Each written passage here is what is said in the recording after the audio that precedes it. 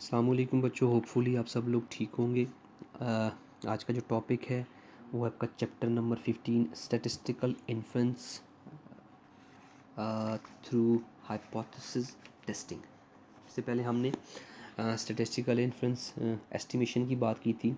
तो हमने कहा था कि स्टैटिस्टिकल इन्फरेंस को ट्रेडिशनली डिवाइड किया जाता है इनटू टू मेजर एरियाज़, जिसमें हमारे पास एस्टिमेशन ऑफ पैरामीटर्स थी एंड टेस्टिंग ऑफ हाइपोथेसिस। इससे पहले हमने एस्टिमेशन ऑफ पैरामीटर्स की, जिसमें हमने पॉइंट एस्टिमेशन और कॉन्फिडेंस इंटरवल एस्टिमेशन को डिटेल में डिस्कस किया। आज जो है वो हमारा जो टॉपिक है वो है statistical inference through hypothesis testing. शुरू से हम यही डिस्कस करते आ रहे हैं और इन सब टेक्निक्स का, इन सब टैक्टिक्स का, इन सब स्टैटिस्टिकल प्रोसीजर्स का जो मेन मोटिव है वो है कि हम on behalf of sample data जो पॉपुलेशन पैरामीटर्स हैं उनको एस्टिमेट करते हैं। अननोन पैरामीटर्स को ऑब्वियसली अननोन होते हैं, क्योंकि हमने स्टार्ट में बात की थी कि हमारा जो वर्कआउट होता है वो सारे का सारा सैम्पल बेस्ड होता है। कंप्लीट डिनोमिनेशन और सेंसस जिसको हम कहते हैं वो ड्यू टू सम रीजंस हम परफॉर्म नहीं करते। तो जब हम सैम्पल के बिहाफ पे अपना एनालिसिस रन करते हैं तो हमें ये ज़रूरत पड़ती है कि हमने जो पॉपुलेशन पैरामीटर, एक्चुअल जो हमारा वर्कआउट होता है वो होता है रिगार्डिंग द पॉपुलेशन पैरामीटर, ठीक है ना। तो जब हमारा मोटिव कुछ और होता है, हम कर कुछ और होते हैं, तो फिर हमें क्या चाहिए होता है, एस्टिमेशन प्रोसेसेस, एस्टिमेशन टेक्निक्स, जो हम वन बाय वन क्या कर रहे हैं, पढ़ते आ रहे हैं। अभी का जो टॉपिक है वो है स्टैटिस्टिकल इन्फ्रेंस हाइपोथेसिस टेस्टिंग। अच्छा, on behalf of sample data हम एक स्टेटमेंट जो है वो परफॉर्म करते हैं। एक स्टेटमेंट जो है वो हम एज्यूम करते हैं, एक स्टेटमेंट को हम जो है वो सामने रखते हैं और उस स्टेटमेंट को सैम्पल के डेटा के बिहाफ पे हम ये चेक करते हैं कि ये स्टेटमेंट ठीक है या गलत है, ठीक है ना। कि ये जो स्टेटमेंट हमने एज्यूम की है, जो हमने एक स्टेटमेंट जनरेट की है, एक फॉर्म ऑफ हाइपोथेसिस जो है वो जनरेट किया है, उस हाइपोथेसिस को, उस स्टेटमेंट को, उस अजम्पशन को हम on behalf of sample data check करते हैं कि क्या हम इस स्टेटमेंट को एक्सेप्ट करने जाएंगे। और स्टेटमेंट ऑब्वियसली हमारी जो है वो रिगार्डिंग द पॉपुलेशन पैरामीटर होती है। तो हम on behalf of sample data check करते हैं कि हम इस स्टेटमेंट को एक्सेप्ट कर रहे हैं या रिजेक्ट कर रहे हैं, ठीक है। ये स्टेटमेंट हम एज्यूम करते हैं, स्टेटमेंट जो हम जनरेट करते हैं, जो कि ट्रू हो भी सकती है, ट्रू नहीं भी हो सकती, उस स्टेटमेंट को हम कहते हैं स्टैटिस्टिकल हाइपोथेसिस। ये मैं यहाँ पे लिख लेता हूँ। We assume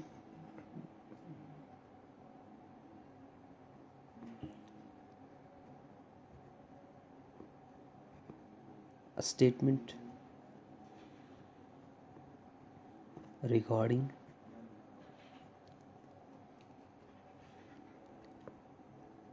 population parameter, with in bracket में इसको अननोन भी लिख लेता हूँ ताकि ये क्लियर हो जाए। अब वी एज्यूम अ स्टेटमेंट और we generate a statement regarding population parameter, obviously unknown होते हैं, ठीक है। Such statement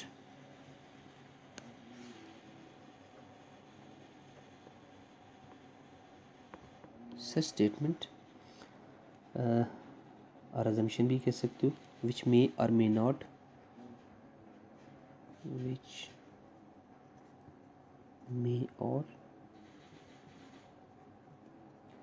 may not be true is called statistical hypothesis। छोटी छोटी चीज़ें हैं और ये छोटी छोटी चीज़ें बहुत इम्पोर्टेंट है आपके कॉन्सेप्ट्स के हवाले से, आपके पेपर के हवाले से, और आपकी जो प्रैक्टिकल लाइफ है, जब आप एनालिसिस वगैरह, रिसर्च वगैरह करने जाएंगे अपने जो आपके 7th सेमेस्टर में, उसके हवाले से ये चीज़ें बड़ी इंपॉर्टेंट है, तो इनको जहन में रखना। ठीक है, हम एक statement regarding population parameter assume करते हैं, जनरेट करते हैं। ठीक है, वो जो स्टेटमेंट हम जनरेट करते हैं वो ट्रू हो भी सकती है, नहीं भी हो सकती।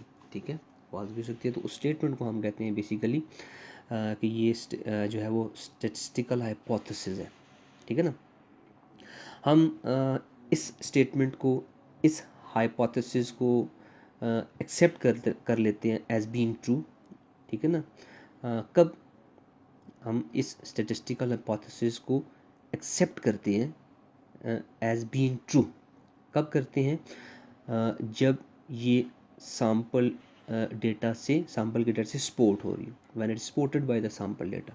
ठीक है ना, जब सैंपल का डेटा इस स्टेटमेंट को सपोर्ट कर रहा हो तो हम कहते हैं कि ये स्टैटिस्टिकल हाइपोथेसिस एक्सेप्ट हो गया है। ठीक है ना, ट्रू है। और हम इस हाइपोथेसिस को रिजेक्ट करते हैं कब? कि जब सैंपल का डेटा इस स्टेटमेंट को, इस हाइपोथेसिस को फेल हो जाए सपोर्ट करने में। ठीक है ना, मैं यहाँ पे ये 2-3 बातें लिख लेता हूँ। वी एक्सेप्ट, क्योंकि ये इम्पोर्टेंट है। वी एक्सेप्ट द हाइपोथेसिस, हम जो स्टेटमेंट जनरेट करते हैं, ये स्टेटमेंट कुछ भी हो सकती है। ठीक है ना, as being true, as being PEING, as being true when it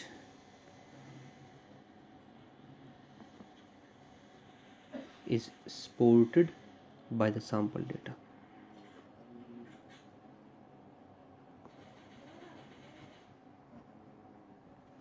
ठीक हो गया, कि जब सैंपल का डेटा इसे सपोर्ट कर रहा हो, when it is supported by the sample data, we accept the hypothesis as being true, और we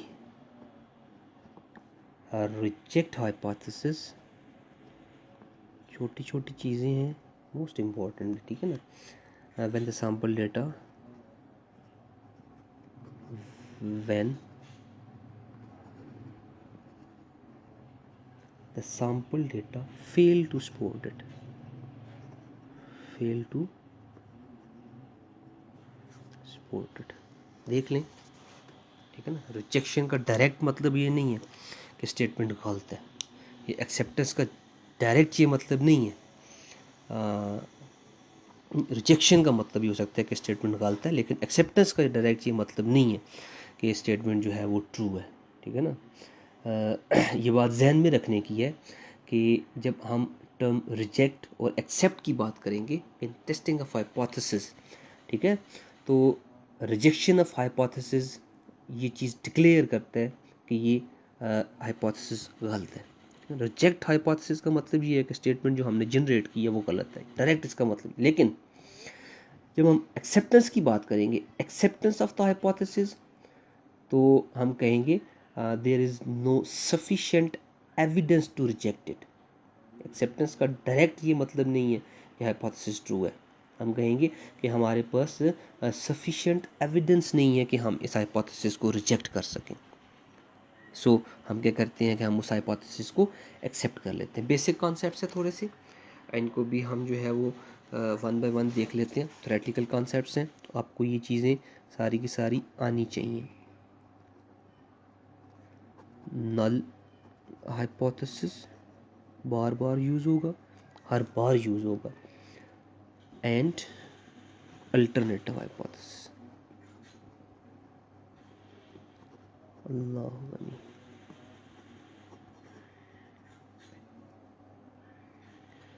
null and alternative hypothesis. Null hypothesis को जिस सिंबल से डिनोट किया जाता है वो होता है H0। ठीक है, it is any hypothesis which is to be tested for possible rejection under the assumption that it is true। लिख लेता हूँ, it is any hypothesis which is to be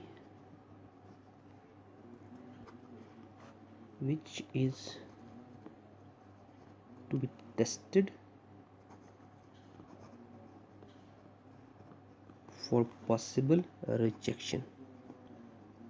जो बात मैंने आगे ऊपर की है कि एक्सेप्टेंस का मतलब ये नहीं है कि हाइपोथेसिस डायरेक्ट ट्रू है, बल्कि ये मतलब है कि हमारे पास इतने एविडेंस नहीं है कि हम इसको रिजेक्ट कर सकें। एग्जैक्टली यही बात नीचे जो है वो कह रहा है कि जो नल हाइपोथेसिस है, ये एक ऐसा हाइपोथेसिस है जिसको हम टेस्ट करने जा रहे होते हैं पॉसिबल रिजेक्शन के लिए, ठीक है ना, under the assumption that it is true। किस assumption के बिहाफ पे कि ये हाइपोथेसिस ट्रू है, ठीक है ना।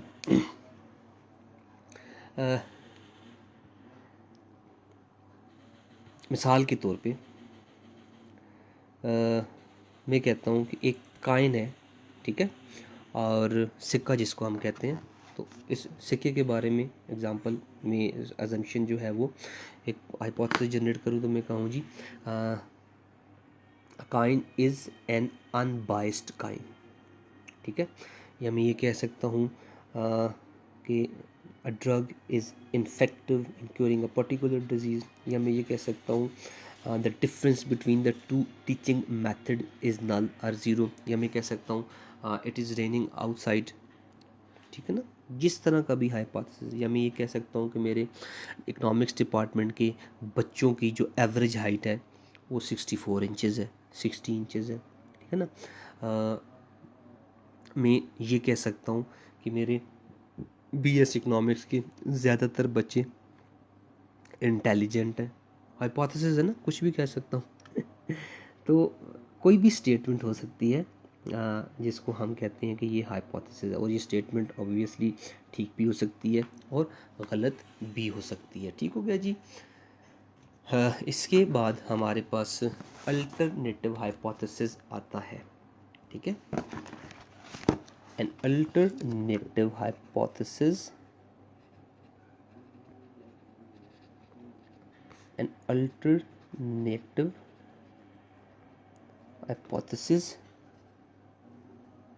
denoted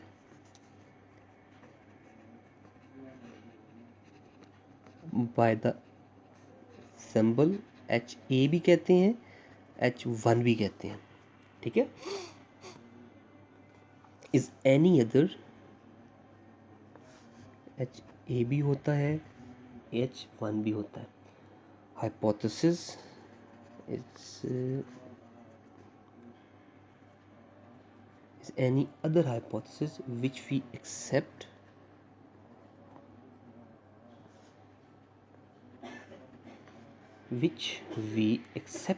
when the null hypothesis